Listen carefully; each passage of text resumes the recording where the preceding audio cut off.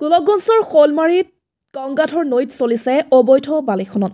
ধুবুৰী জিলাৰ শোলমাৰীত আৰক্ষী চকীৰ অন্তৰ্গত শোলমাৰীত দ্বিতীয় খণ্ডত ট্ৰেক্টৰৰ দৌৰাত্মই সাধাৰণ ৰাইজৰ জীৱন দুৰ্বিষহ কৰি তুলিছে।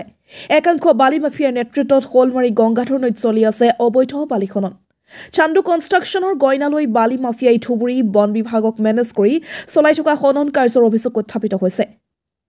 শোলমাৰী আৰক্ষীক মেনেজ কৰি অবৈধ বালি খনন চলাই অহাৰ অভিযোগ। প্ৰতি বছৰে গৰাখহনীয়াৰ ফলত হাজাৰ হাজাৰ বিঘা কৃষিভূমি নৈত জাহাজৰ পৰিলক্ষিত হৈছে। বাৰিষা আহিলেই দুখীয়া মানুহৰ ঘৰবাৰী নদীত জাহাজ যোৱা উপক্ৰম ঘটে। একাংশ বালি মাফিয়াই প্ৰশাসনক মেনেজ কৰি চলাই গৈছে অবৈধ খনন কাৰ্য। জানিব পৰা মতে পুৱা 6 বজাৰ পৰা নিশা 8 বজালৈকে ট্ৰেক্টৰৰ দৌৰাত্ম চলি থাকে। নথিপত্ৰহীন ট্ৰেক্টৰসমূহ বিপদজনকভাৱে চলাই অনুজ্ঞাপত্ৰ নথকা একাংশ লোকে। একাংশ ট্ৰেক্টৰৰ ইঞ্জিনৰ অনুজ্ঞাপত্ৰ আছে যদিও কোনো ট্ৰলিৰে নাই অনুজ্ঞাপত্ৰ। ৰহস্যজনকভাৱে এই ক্ষেত্ৰত নীৰৱ ভূমিকা গ্ৰহণ কৰি আহিছে পৰিবহণ বিভাগ। আনহাতে ট্ৰেক্টৰসমূহ বিভাগীয় ৰাজহ নিদিয়াকৈ গংগাধৰ নৈৰ বালি খান্দি বিক্ৰী কৰি আছে যদিও কুম্ভকৰ্ণ নিদ্ৰাত পৰি আছে ধুবুৰী বন বিষয়াই। বন বিষয়াৰ আশীৰ্বাদতে ট্ৰেক্টৰসমূহ বেপেৰুৱা হৈ চলি থকাৰ অভিযোগ। কমতাপুৰ প্ৰগ্ৰেছিভ পাৰ্টিৰ ধুবুৰী জিলা সভাপতি নিখিল ৰায় ট্ৰেক্টৰ আৰু ডাম্পাৰৰ দৌৰাত্ম বন্ধৰ দাবী জনাই আছে যদিও কাল অৰা নাই দুৰ্নীতিগ্ৰস্ত বিষয়াসকলৰ। সেই উপায়ুক্তৰ হস্তক্ষেপ বিচাৰিছে ৰাইজে। গোলকগঞ্জৰ পৰা Tapan Roy report, North East Frontier News. Manager আৰু ডিপুটি প্ৰজেক্ট মেনেজাৰৰ নেতৃত্বত যি ধৰণে গংগাধৰ নৈ শোলমাৰী দ্বিতীয় খণ্ডৰ পৰা অবৈধভাৱে আজি কেইবা বছৰ ধৰি যি ধৰণে চুৰি কাৰ্য কৰি আছে, ডাইৰেক্ট চুৰি কৰি আছে, সেইটো স্পষ্ট তথ্যমূলক আছে। যি ধৰণে চুৰি কৰি কাৰ্য কৰি আছে, বালি চুৰি কৰি আছে, ৰয়েলটি ফাঁকি দি তাৰপৰে আপনাৰ কি ফাঁকি দি কৰি আছে, সে আসলে ভাবিবলৈ বাধ্য হৈছোঁ যে ধুবুৰী জিলাৰ হয়তো বন বিভাগৰ নামৰ কোনো এটা বিভাগে নাই। কাৰণ এই ক্ষেত্ৰত আমি নিজে কেতিয়াবা নিজে আমি গৈ সিহঁতৰ চালান চেক কৰি স্কেনিং কৰাৰ পিছত চাওঁ যে চালানখন সম্পূৰ্ণ ফেক, টেম্পারিং করা চালান, মানে চালানখানে যিখন ইলেক্ট্রিক চালান এই ইলেক্ট্রিক চালান সম্পূর্ণ ভুয়া চালান। আর সেই চালান ইতিমধ্যে মই কেইবাবাৰো ডিএফঅলৈ প্ৰেৰণ কৰে এইবোৰ অবৈধ। কিন্তু অবৈধ হৈ কোৱাৰ পিছত কিয় আজিৰ তাৰিখত কোনো একশন লোৱা দেখা নহ'ল। তাৰ মানে ধুবুৰী জিলাৰ যিজন ডিএফঅ আছে সেই ডিএফঅ আৰু ঝাণ্ডু কনষ্টান মানে চোৰ ঝাণ্ডু কনষ্টানৰ গোপনে মিতাৰিলি আছে। নহ'লে আজিৰ দিনত দিন দুপৰতে কেনেদৰে ঝাণ্ডু কনষ্টানে এনেদৰে অবৈধভাৱে বালি গংগাধৰ নৈৰ পৰা মানে খনন কৰি আছে।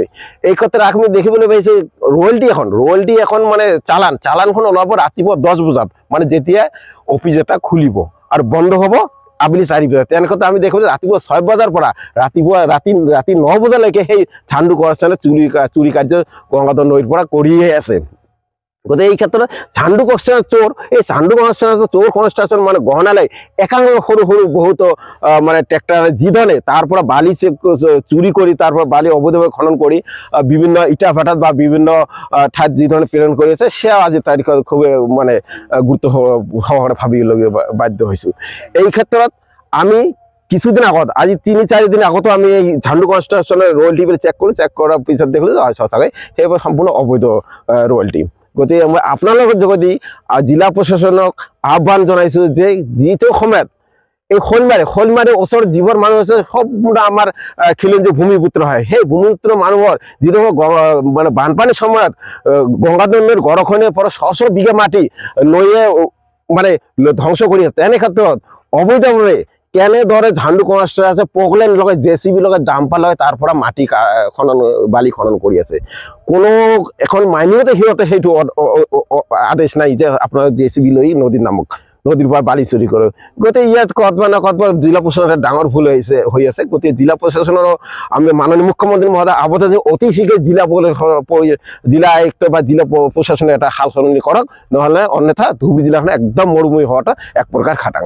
ঝাণ্ডু কনষ্টাৰ গহনালৈ একাংশ ইয়াত সৰু কিছুমান বালি মাফিয়াই যি ধৰণে ট্ৰেক্টৰেদি বালি চুৰি কৰি বিভিন্ন স্থানত দি আছে, সেয়াও আচলতে গুৰুত্ব সহকাৰে ভাবিবলগীয়া বস্তু।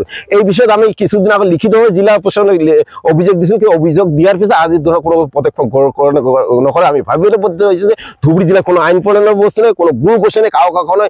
জিলা আয়ুক্তৰ উপদেশ মানে এজন দ্বিতীয় নাম মানে জিলা আয়ুক্তৰ আদেশ এজন ডিএফঅ নামানে, তাৰমানে কি হৈছে ইয়াত অকল বাহিৰৰ পৰা গোটেইখিনি আহিছে তাৰমানে ধন সংগ্ৰহ কৰাৰ কাৰণে। গতিকে সিহঁতে যদি ভাবিছে ধুবুৰী জিলাখন এখন ধন সংগ্ৰহ কৰাৰ চৰণীয় পথাৰ, গতিকে সিহঁতে এটা ভুল হৈছে। গতিকে ইয়াৰ ফল অতি সোনকালে সিহঁতে পাই যাব।